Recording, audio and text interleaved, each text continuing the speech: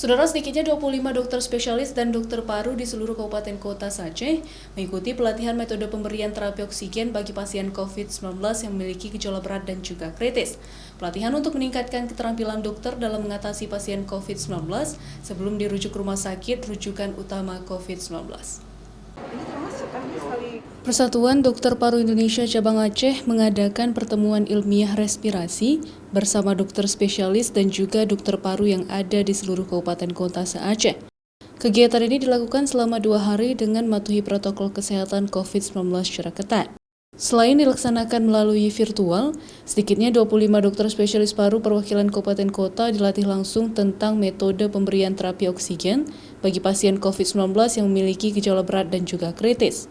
Peserta pertemuan ilmiah respirasi ini dibekali ilmu tentang pemakaian alat untuk terapi ventilasi non-invasif COVID-19.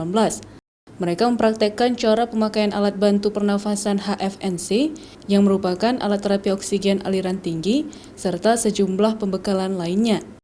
Pasien datang sudah berat dan tentunya kita bisa lebih memberikan terapi secara agresif. Tentunya dengan bantuan alat, bagaimana kita menangani pasien tersebut. Tentunya semakin kita terampil, semakin kita cepat menangani pasien ini, pasien-pasien yang tadi dengan ancaman gagal napas tersebut bisa kita atasi dan tentunya angka mortalitas atau angka kematian akibat COVID-19 ini bisa kita cegah.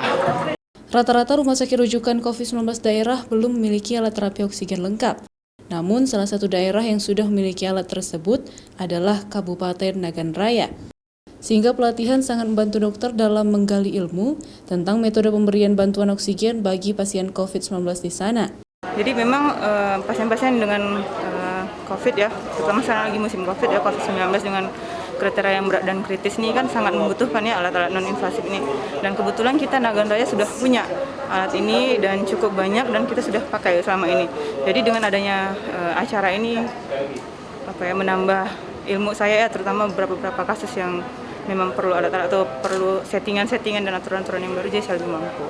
Sementara itu, metode terapi oksigen ini merupakan salah satu upaya yang bisa dilakukan untuk meminimalisir angka kematian COVID-19 akibat sesak nafas.